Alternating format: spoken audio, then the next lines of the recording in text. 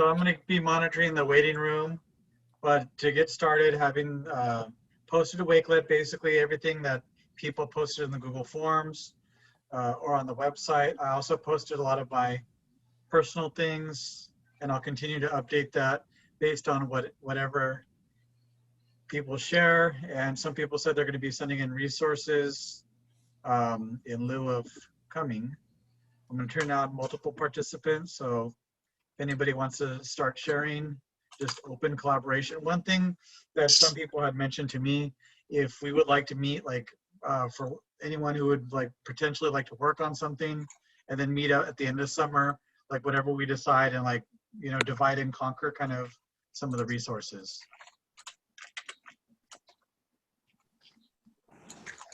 So up front, I'm here because I've been teaching U.S. history. This will be my 25th year, and I've been told that I have to teach a 6th grade world cultures class. And I'm teaching one section, and I'm going to have to learn the content. I'm finding that I know more than I think, but I'm here, like, I do have an abundance of resources. Y'all probably seen or might have even used some of it on Twitter, and that I hope to cross over into the world cultures content. But so I just wanted y'all to know why I'm not sharing right off the bat, because that's why I'm here. Great. Well, everyone's at different levels, so that's cool. And welcome to World Cultures, World Geography. Like we're all kind of like hybrid. Cool.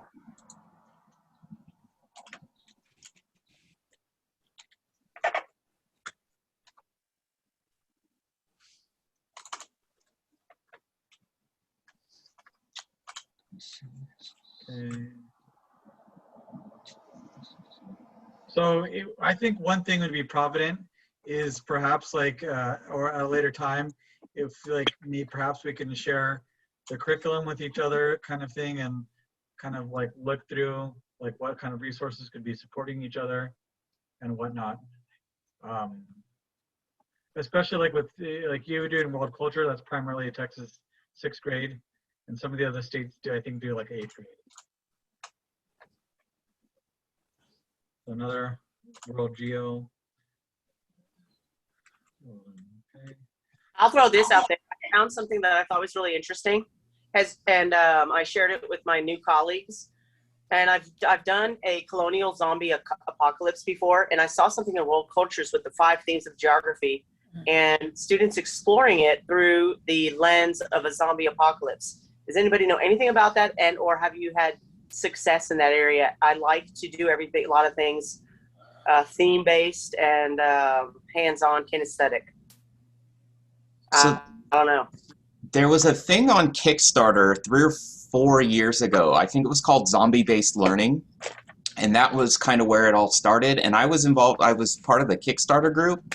And then it came out. But by the time it came out, I had moved on. So I'd kind of forgotten all about it. But I'm pretty sure that's what it was called. So I think if you search for Zombie-Based Learning, that might give you a head start on that one. I do something like that for the start of the Dark Ages. I talk about how the Dark Ages are similar to you're starting over fresh, you have nothing, everything you knew is gone. And the students really connect to that starting point. They really like that idea. And so that idea of building from nothing is a pretty cool, it's a pretty cool way to hook that in. So yeah, because it's a pretty cool way to do it with having them settle in one of the regions for the 13 colonies. And I thought that I did find a couple of projects already created on this subject. And there's a TED Talk. And so there's some cool things that if Gabe, are you kind of being the person who's, are you writing everything down and keeping up with all that? So, okay, yeah. Yeah, I have it. I already have that link within the wakelet, but we used to do it in our district, and then I don't know if a parent complained or something. We did it for like 2-3 years, then it kind of disappeared. And then I completely forgot about it, but until somebody sent it in, it's like, oh yeah, the kids really enjoyed that one. Yeah. There's also an Amazing Race, like off the TV show, and I've seen like various forms of that using Google Slides and or Google Maps, and go all over the place. Very cool. Is that a teacher pay teachers resource? Because I feel like I've seen it on there in some form too. There is one on Teachers Pay Teachers, but there's also some free versions out there. Okay. And if you just search 5 themes of geography, zombie apocalypse, it'll come right up. Okay. I mean, who doesn't love zombies, right? I know. Kids just love the idea.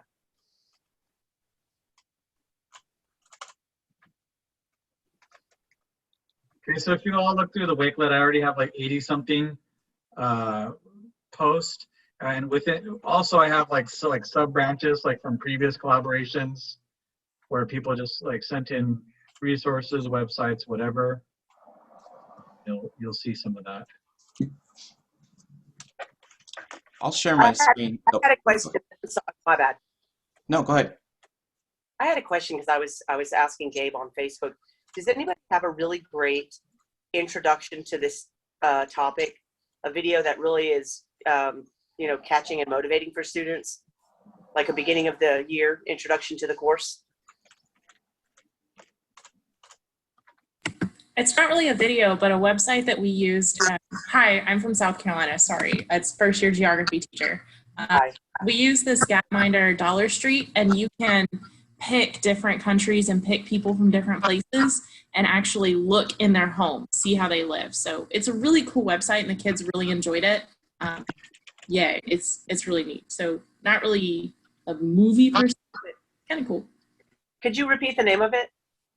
Yeah, I'll it's put it- Gapminder. I dropped it in the channel. It's excellent. I've used that as well at various points in time, looking at different regions of the world. Awesome. There's a really cool book too that's similar, that has the pictures of the people with all their stuff in front of their houses. Right. Yeah, that was a poster series from a few years back as well. Yeah, and they published it as a book, and I think they have a website too. I'll see if I can Yeah. pull it up. And let me see if I can find it, because there's also pictures of what people eat in a week as well. It's called the Material World. Material World, exactly. It's a Right. tough thing because I think it was all done in the early 90s. Yeah, it's a while ago. Right. Yeah, Right. but it is very cool to see. I posted the welcome to my site, and basically it's for parents and kids, and I've cobbled videos from different teachers.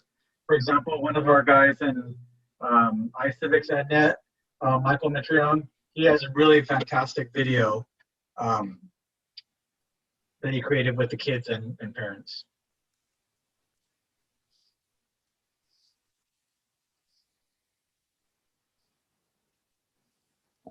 Okay, so Kevin, you're going to go ahead and share your screen.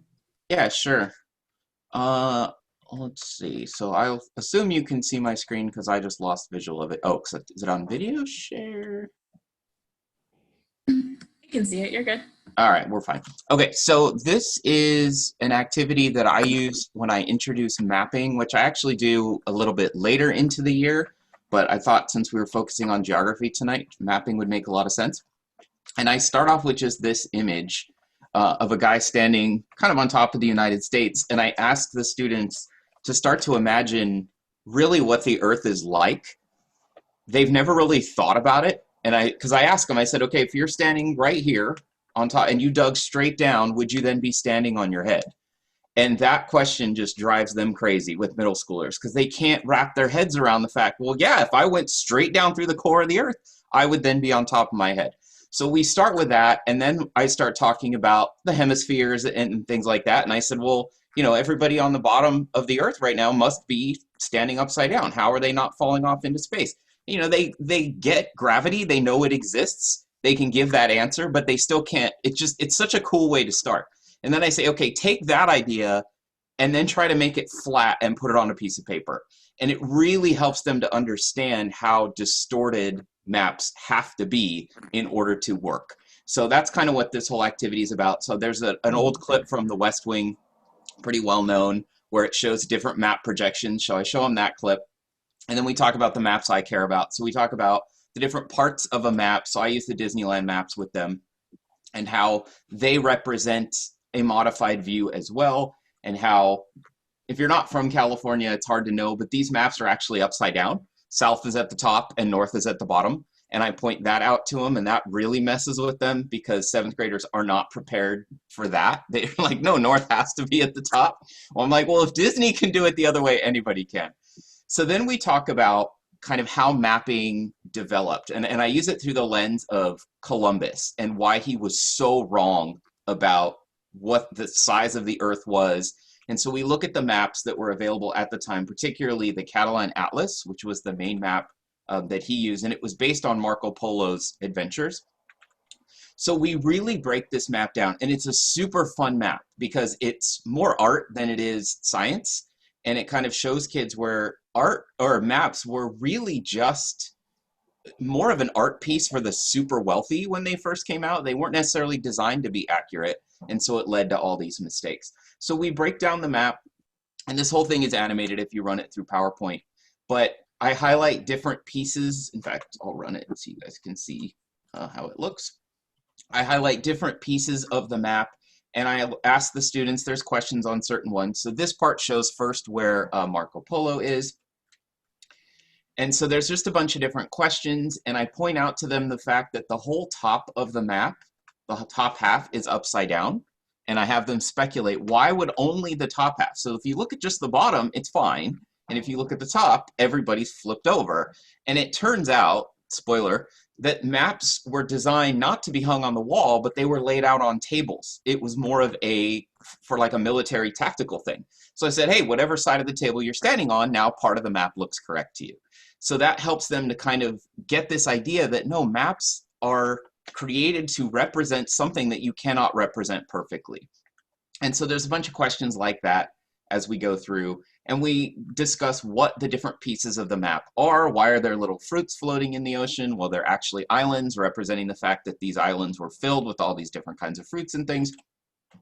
And so we go through the whole map, and there's some really cool, fun stories with this map, like these people who were tiny people who fought off herons with clubs, completely made up. It's just one of Marco Polo's sort of fantastical things that made it into the map. And it really just leads kids to really kind of recognize, okay, a map is a lot more than what I just see off at first glance. So that's the first day of the activity. And then the second day is them taking more maps after I've shown them how to really analyze that one.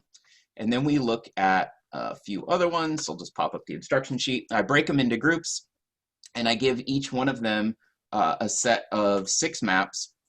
And the links are in the file, and I'll post it in the chat in just a minute, or 5 maps now, the Catalan Atlas being the 6th. And then they go through with their group, and they answer each of these questions for the 5 different maps. So who made it? When did they make it? What part of the world do you think it's representing? And it really is, the whole idea is to get them to understand that there is so much going on in every single map, so much more than they are thinking. You know, it's not just place, it's showing time, it's showing relationships, it's showing stories. And this really just introduces that with some really cool, really fun to look at maps where kids get into finding the little details that are just so unique and so different. So it's a 2-day activity now. I've done it in as short as 30 minutes when I've had little time, and I've, like I said, stretched it all the way out to 2 days if you want it. So it's a cool one, kids enjoy it. It's a great way to introduce maps. It's very interactive, very inquiry-based. It's good stuff. So it's free. It's available. It's on the website. So I'll find that link, and I will give that to Gabriel. Awesome. Okay, so everything that people are posting, I'm posting as it's posted. Sounds amazing, that activity.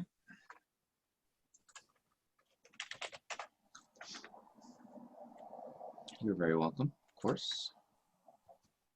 If anyone else wants to share a screen, it's open as I'm monitoring. That link there has both the links that you need. Thank you.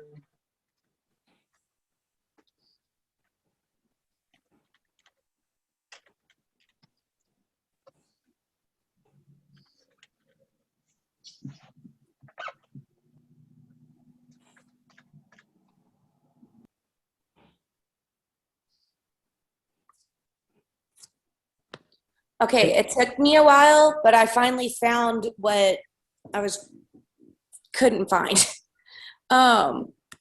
So later in the year, I teach in Mesquite ISD, by the way, sixth graders. And this past year, my coworker and I really got into analyzing political cartoons. And let me give y'all the link for this.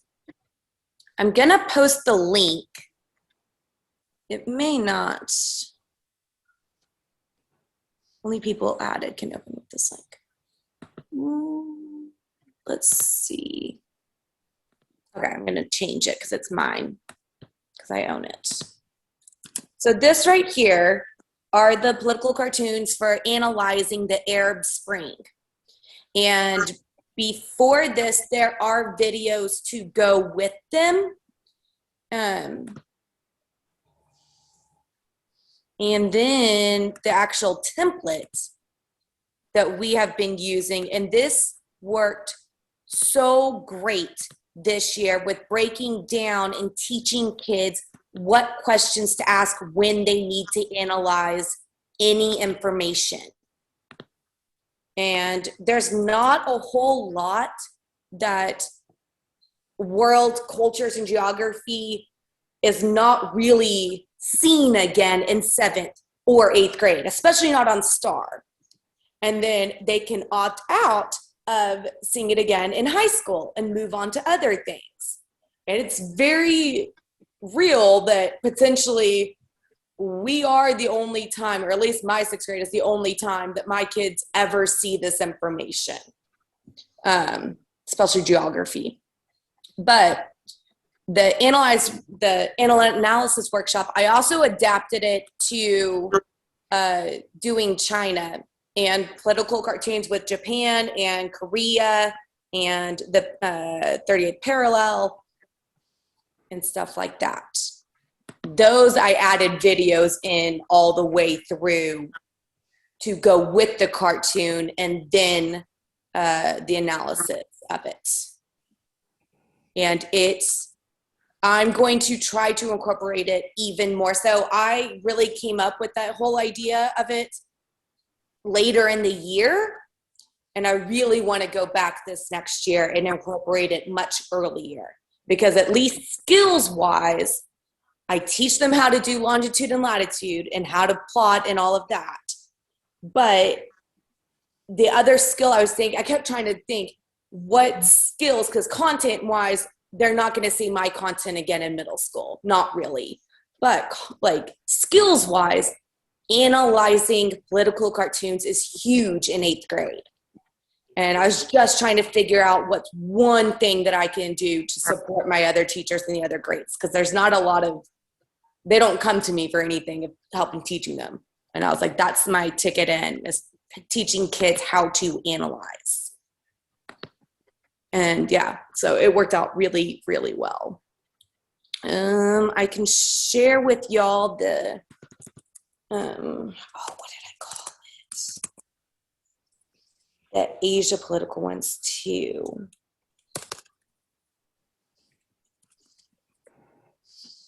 Let me see. Well, I will share it once I find it. Are you on Twitter? I am. I'm not hugely active because I like collaborating and following people or sports things, but yes, I am. Well, you might want to follow Ahmad Hajjaj.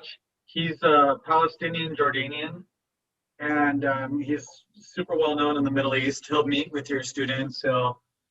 He's okay. Amazing guy. I've met with him several times while in Jordan, and he's super helpful. Oh. And I've included some of the resources right now in a thing link,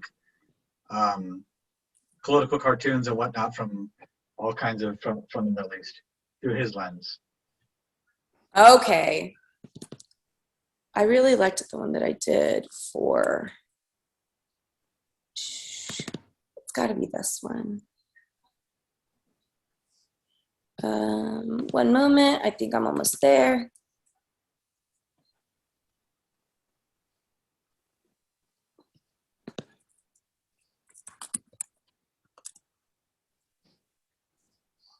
That's what it's called.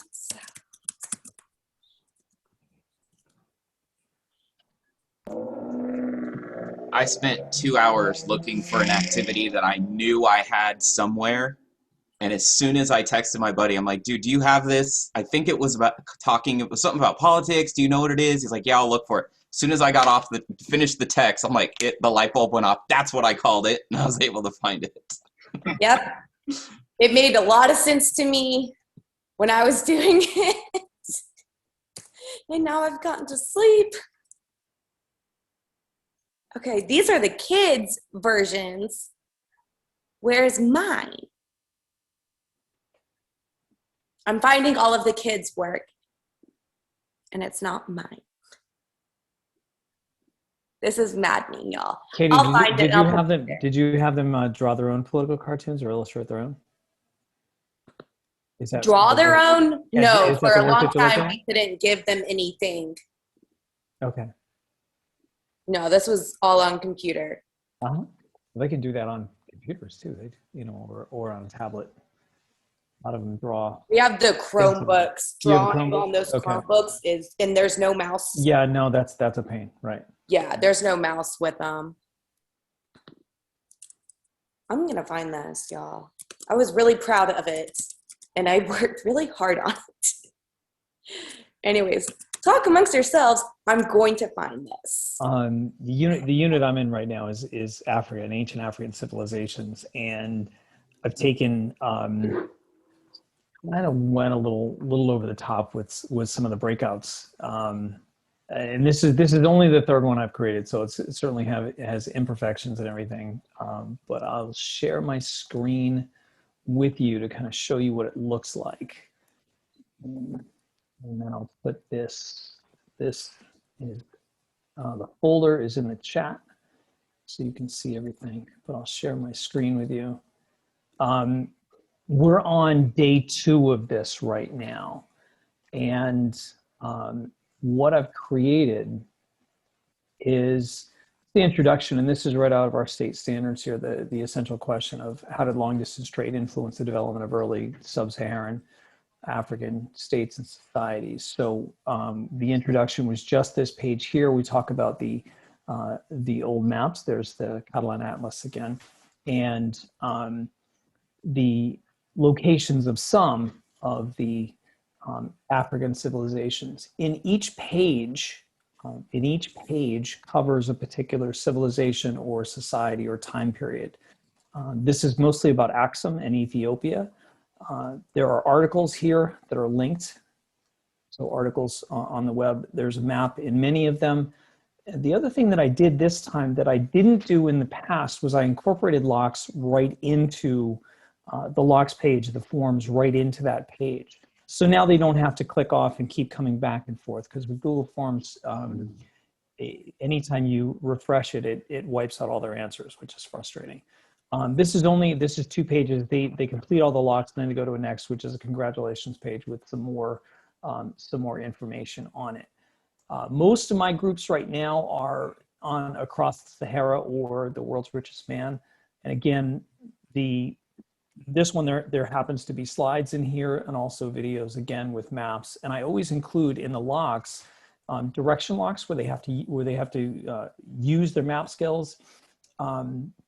My clues here involve everything from numbers to the words, and I give a hint here. I give a hint if they don't get the answer correct, so that it guides them to a particular resource. One of the resources up here, might go to the Mount Musa biography, or it might go, look at the map, might build on previous knowledge. I went all the way to 7 pages on this, and the ending activity, whoops, that's not what I wanted to do. The ending activity is a quiz that they'll take, and it's a close activity. The way I was able to do it online was through my Moodle site, which is here. And where is it? And the close activity is, that was supposed to go. Yep. The close activity, which is not visible to them yet, it's not open yet, I can preview, I can just show you what it is here. This is the activity that they would do. There's a word bank here and a summary that I wrote, and they would just obtain the key ideas and fill it in. So so that's their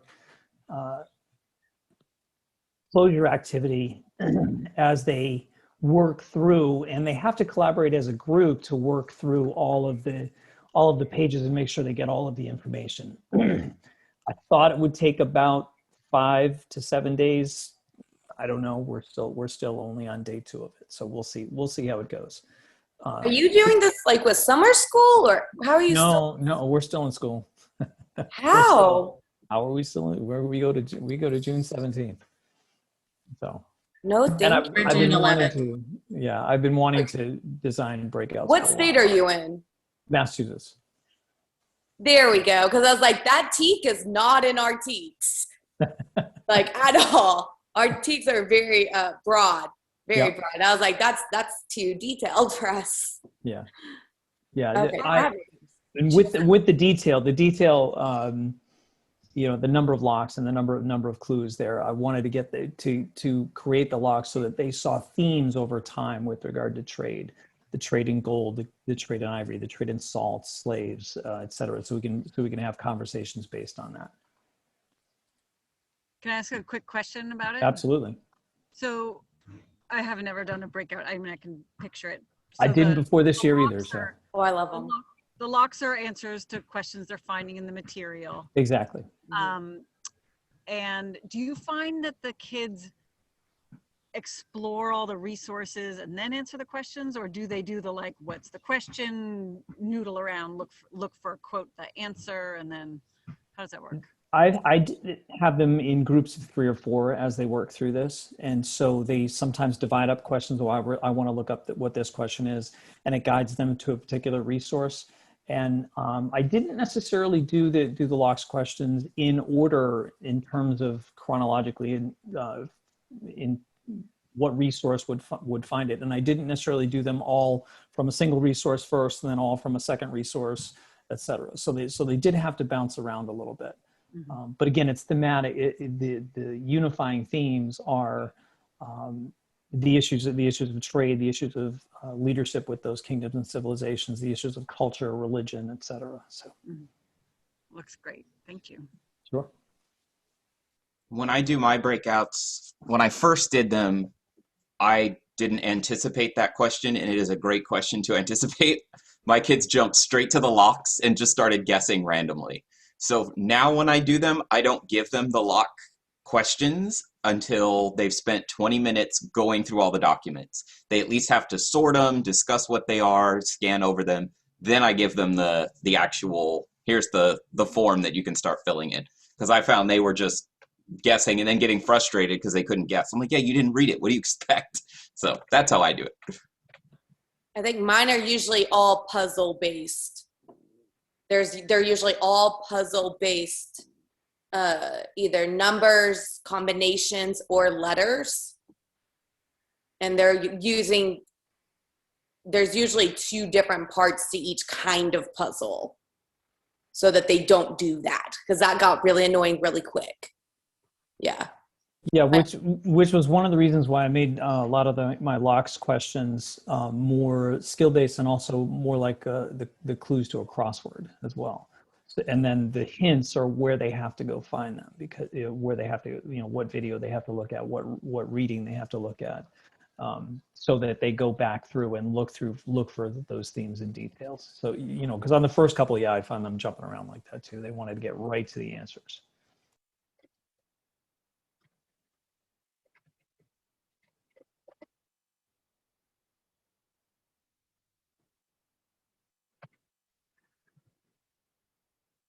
Okay, awesome. I've added the recent entries are now on the Wakelet as well. So how long are the kids taking overall on the breakouts for you? My last one on the Pacific region took a week. I've seen them designed for a class period or 2 class periods, about an hour and a half, 2 hours. You can do that. Like I said, I want to look crazy. So this one is probably going to take 7 days. They're getting through about a page a day. Has anyone had students make their own breakout room, breakouts? You all are sort of like a jigsaw thing, but the kids ultimately create them for other students? I want to do that with my GT kids. I don't see my other kids taking on that challenge, but I really think my GT kids could make something along those lines. Yeah. I don't know if my other ones would really buy into that though. That'd be fun though. Julie, you can mix it up with what I do. Like at times I use video, sometimes I use video and reading, or a song or whatever kind of thing. More and more I'm seeing a lot of people doing it on text. And like my neighbor teacher, he uses more text-based for his breakouts.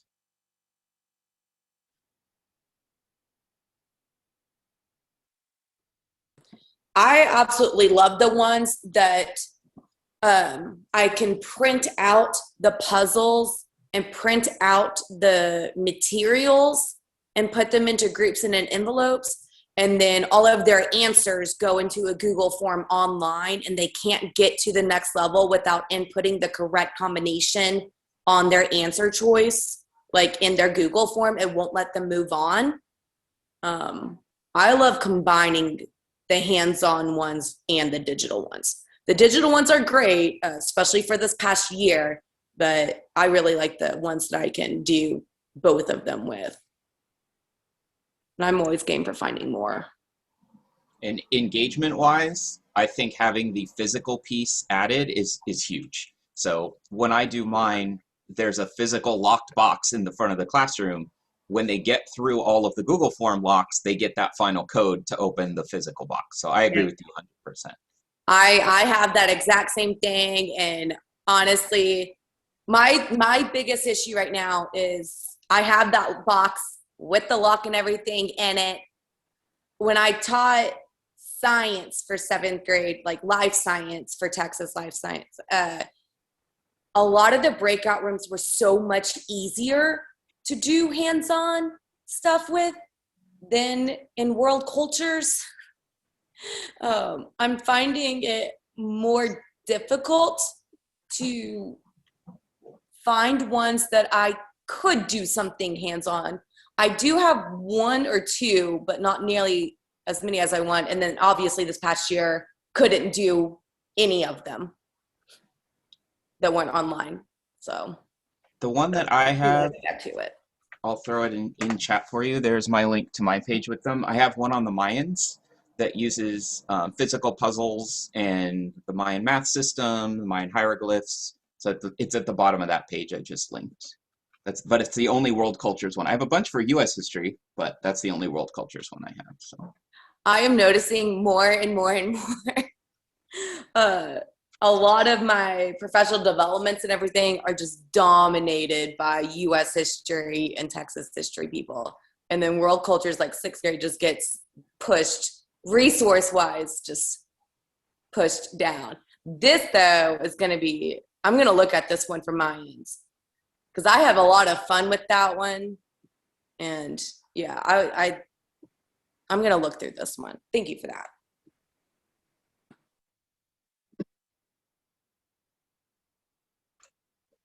Have you thought about doing like an individual cultures, Katie, or respective of like a country?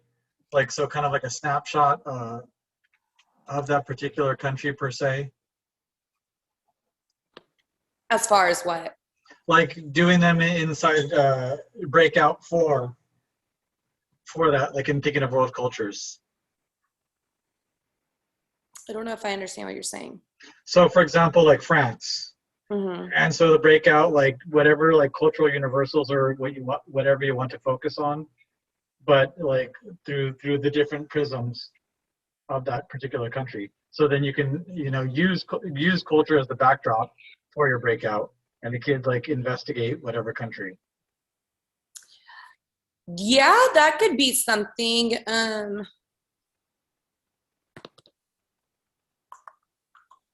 I'm thinking most of our curriculum, the major countries, you know, like Brazil or China are usually the ones that get, or shoot, like most of Africa are usually the ones that get the most, or Russia gets its entire own unit.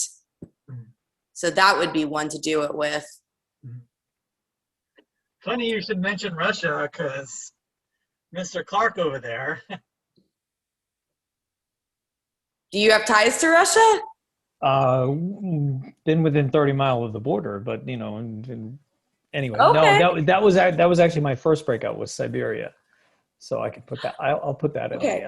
The, Do that because this past year, one of the best things I ever started doing, and I couldn't do it my first year teaching this because I didn't really have a partner that would allow fun. I don't know. He wasn't creative. But one of my favorite shows of all time is Expedition Unknown. okay. And I have incorporated it along this past year, like every other unit kind of thing, or even one day per unit. And my kids loved it. Absolutely loved it. But that was the best way to engage them in geography and cultures around the world. There's a Siberian cold case episode that's 2 episodes for Expedition Unknown. And that was the most gripping thing for them to just grasp Russia in 2 days. I mean, we dove into it, but as far as the hook goes, that was the best thing I could have ever done for them, was that cold case in Siberia. So what do you have though? It was my first breakout, and let me put it into a folder. I got to reorganize my folder here in just a second, but let me just. I clearly have to do the same.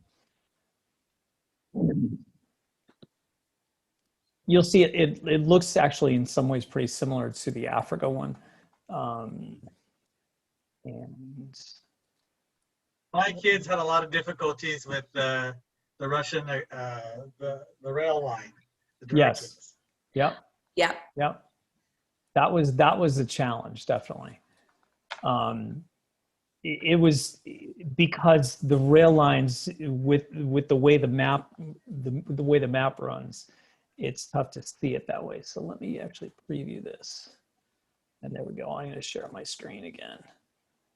And I will organize it and put it into, because this was the first one I did. I have all of these copies of different things. Right. This was survival in Siberia, and they had to get across Siberia from Moscow to Magadan, essentially. So, and the locks page was here, and the locks page had multiple pages to it. So they had to solve page 1 before they moved on to the next one. The which way, this is what Gabriel's talking about here with this gives them their direction. And these are all links with some additional information to various websites. But the map that they're going to use is this map here, because north is always towards the North Pole. This was an orientation issue for them, because as they got to the east side of the map over here, they had, they thought they were going northeast, but in reality they were heading east. So that was a challenge. And then climate of Siberia here, with permafrost and natural resources here. So that was the first one I did, which was a lot smaller in scope, but it was fun. It was fun for Siberia. We don't do a lot with Russian history in our curriculum, but we are supposed to cover North Asia. So I will. Yeah, I think even our curriculum, it's not Russian history. It's really a lot of either political issues or history involving the other countries, not necessarily Russian history, but their involvement with all of the other countries they border, and then the geography is, it literally became its own unit. So I feel like it acted like Texas in that regard. But we studied Russian Revolution, and I had two different kids one year. One made Russian monarchs trading like Magic the Gathering type cards, and the other one did Russian Revolution Magic the Gathering cards. And it was pretty cool, actually. They made like a whole set with different powers and stuff. I'll trade you Rasputin for, hey, Robert, the question. It was great. I could show you pictures, but they're pretty Awesome. fun. How do you accommodate students who might need additional time? Was the question for the breakouts. Really, really good question, and I really wasn't sure how to deal with that. Right away, and I gave them a certain amount of time, 5 days for the Russia one, and for the other kids, I had some sponge activities, some activities that would build on some of these concepts, or primary source reading on the gulags in Siberia, some readings that involved the construction of the Trans-Siberian Railway and an ed puzzle on that. So there were some additional activities they could do as extensions. I think usually on mine, I don't do Google Sites as an escape room. I usually do or have found some form of Google Slides or printed material and then the digital one on the computer. But I make 3 copies of it. And so the full GT copy will have all the puzzles, everything, the most difficult levels. The pre-AP one, I might take out one of the easier puzzles, and then I'll delete that from the digital form so that it's not incorporated into it. And then usually my on level or the ones that have those accommodations, I'm probably gonna take out the higher level puzzles on there with skills that would be an extension for somebody else, but for them would just really like harm them more than help. So I usually create three different versions of my escape rooms. And I only have to do it once. It's time consuming to make sure you get the digital answers out and that puzzle gone. But it's really worth it because it's a lot less frustrating in class with it. And this past year, I had 2 on-level kids that I made take pre-AP next year. And I gave them the pre-AP ones, but I just had to give them different links. It looked all the same, but they had the additional puzzles and the harder versions of those puzzles. So yeah, I don't know how you would do it for the Google Sites though. Yeah, so my question is, because I see that Robert's using Google Forms and you can't yet save responses on Google Forms.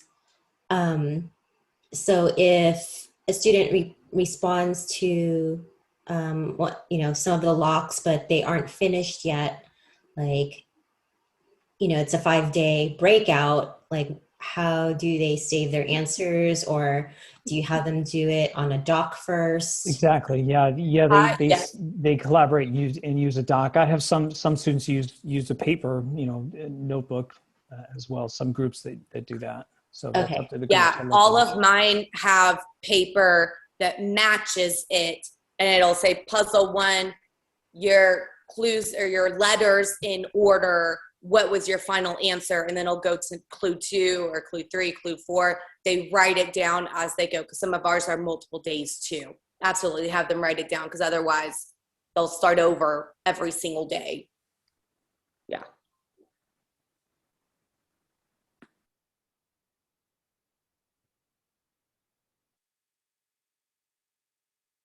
Okay, so we're So all with the caught form, up. because if you have them edit after submit, they can't submit it if a lock is required. So for them to be able to edit after submit, then that means that you would be able to have some of those, you would have all of those questions optional.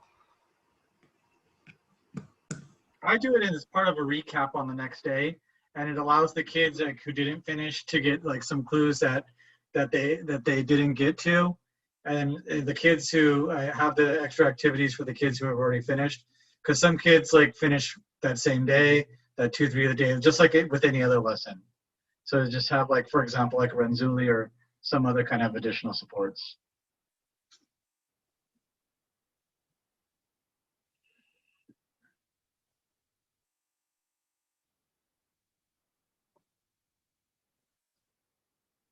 Any other activities that anybody would like to share or go over, or questions of any? I guess I'm wondering if there's anything in particular that people are looking at. I don't tend to like just toss out what I think's great, but if anybody is needing anything in particular, I'm happy to share whatever. I'm really wanting more simulation things. I have a really great simulation for going across North Africa, and my kids loved it, and I loved it because I got to reference that simulation again and again and again afterwards. But I've never seen any other simulations made for any other units or any other countries or anything, or continents. Like, I want more simulations where, you know, like the North Africa one was from a Teacher Pay Teachers one, and then I adapted it to my class. But it was like a caravan is starting at the very northern tip of Africa and working their way down through the mountains, through the desert. And they, along the way, you have to choose what resources you're taking. And like, there's 4 members of each group, and 4 or 5, and they pick what job they want. And then as the slides progress, as the days progress, it'll say, you know, materials person, it's your turn to decide this event for the group. What do you take? What do you not take? Or what decision do you make? It was really great, but I haven't seen anything else. I kind of want something over for South America and stuff, and Brazil or something.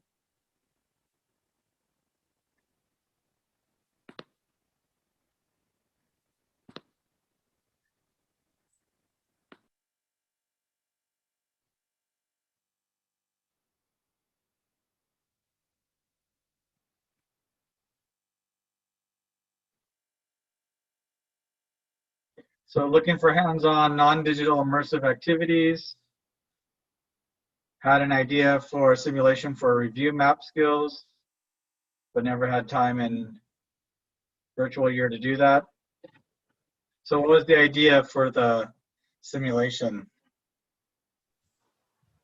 In essence, I was going to use like one of those D&D map making websites and blank map and like print out, well, clearly it was a virtual year, but print out for each group and be like, you guys are adventurers and a town is asking for your help to protect them from an invasion. They know these forces are coming from the south, and so you have to do it. And I would hand it to them, and the map would be entirely blank, no grid lines, no compass. They need to identify what they need on the map, and then as they come up to the teacher asking for it, or they unlock what's needed, they get a more advanced map. And then they use the idea of what direction do rivers flow, where are the mountains and the deserts more likely situated to know where to put defenses. And it was entirely supposed to be more like a one-day review for map skills before a map skill test, but it was a virtual year and couldn't figure out how to translate that into a virtual setting, so I kind of dropped the idea. That definitely sounds like something to expand on, because I'm definitely think South America and Central America and invasions happening in their paths, that could definitely work. It's interesting. That's actually kind of, can I show you a picture real quick? Yep. Let's see if I can, where is it? Yeah, I'll find it real quick. I've got it open. So that's not it. That's when you guys were sharing. Stop. Okay, stop it. Oh my gosh, it's popping up so I can't click on the right tab. Here we go. Okay, so this is the one I was saying that I had them do. They had to include certain resources and everything, and they basically made up their own worlds. They wrote about them, and then they shared, that's a full picture of hers, and then they shared their maps with someone else who then wrote fan fiction of what they thought the world that was portrayed in the map would be like. It was pretty cool. So they had to do different parts and include resources and stuff. So that was pretty fun. So like Game of Thrones meets the urban game. Kind of. But I love the idea of using like the D&D Map Builder. That's really cool. What is the website for that?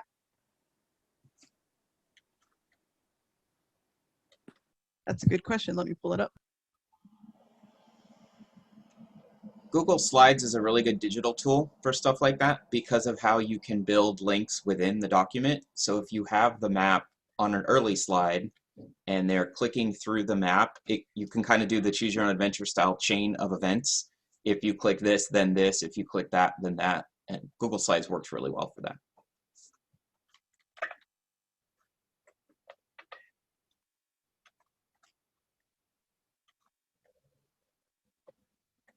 Okay, so someone else created their own world virtually and added the creative writing. Project-based learning in Egypt, building a new capital city. Where should it be? For what reasons? Oh, I like that. Like AP Hug meets. Sorry, I'm clicking through. Your I your can't case interrupt. study could be Central Asia and Kazakhstan and how they created their new capital city as well. After they create their own, you could use the case study of a country that did that recently and see how they chose the site, how they what resources they found, and how they constructed their capital city to send certain messages about their country and culture. I feel like I haven't done anywhere near as many cool, like, I haven't really tried to create a breakout thing yet, but I will say that one thing I really have had a lot of successes with is when we did World War I, we basically did a Socratic Tea Party thing where they role played and they had to create a character that would have been from a country that would have been participating in World War I, and they kind of basically all researched it, and then they role played with, like, we had candles and tea and everything else, well, not lit candles, but, and they basically role played and had a discussion about whether or not they should enter World War I, and so that was really cool, and the kids really loved it. So I've done that a couple of years now. Low tech, old geography, alive, roles in the Amazon, along with the water project. Is that the one with the conference on the rainforest? I don't remember that part, but I basically split them into groups, and then they jigsaw the different roles in the Amazon. And it's not brand new stuff, but it still all applies. And then they actually, this year, they made jam boards because we were hybrid. So they made jam boards to kind of explain the different perspectives of people. And then they had to write about which perspective they thought was, they agreed the most with and why. I also did that history alive or geography alive lesson, but I flipped it to do, like, the kids would create a PSA, and so they get into character and whatnot, and they really enjoy it. Although this year, like, being hybrid, it was mostly just internet until, like, the very last month when the school district told us to, like, switch and focus on the kids that are in person. Yeah, we've been back fully since April 5th. So, we've had a little bit of time of everybody in the classroom. Been a challenge. One that I haven't been able to do in a couple of years is on the rainforest in South America again, and you could adapt it for Africa or Southeast Asia as well. I have some statements that they have to prove as investigative journalists, whether the statements are either true, either fact or fiction, essentially. Either they're true or false, and they do a story like they're investigative journalists, and they film it and edit the movie and everything. So, it's a fun project that I haven't been able to do in the past few years, unfortunately. I'm hoping I can do it again next year. What video programs are you all finding are the best to use? So we used to have WeVideo, and they got rid of it in the spring, so it kind of threw me for a loop there right at the end. And we played around with Adobe Spark, but I found it really clunky for the kids to use as opposed to WeVideo. So I'm curious to hear what other people are using in case I get to advocate for something. I do like Flipgrid as well for shorter videos. Yeah. Just for longer videos, iMovie is actually pretty easy for them. And if you're not a one-to-one school and don't have iPads or MacBooks or something like that, a lot of them on their phones, they could do it as well. Sorry, I'm gonna About very 5 quickly minutes. share. So. This is where I built the map, and you can customize it. This was blank. It's incarnate.com. And so this is where I built that map. Awesome. What was the website again?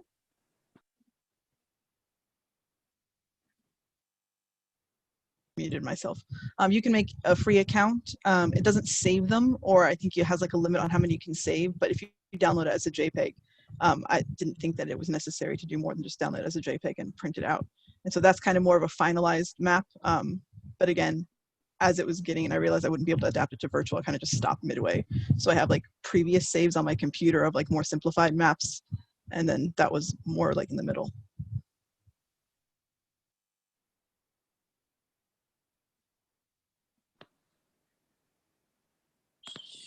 That is cool. I want to play around with it over somewhere.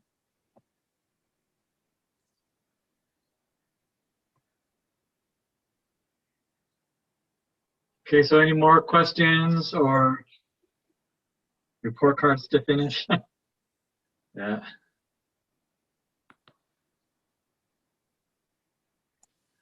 Well, I'll go ahead and flip this into a video. I don't know if I have access to video on that thread. And then I'll post everything to the Wakelet in addition to what people are posting on Facebook and similarly on Twitter as well. But thank you everyone for taking the time and sharing so much with us all. Yeah. Thanks, everybody. That was great. Thank you. Thanks, Gabriel. Welcome. Thank you everyone. Thanks, Gabe, for hosting. Appreciate it. Yes, thanks. Have a good one.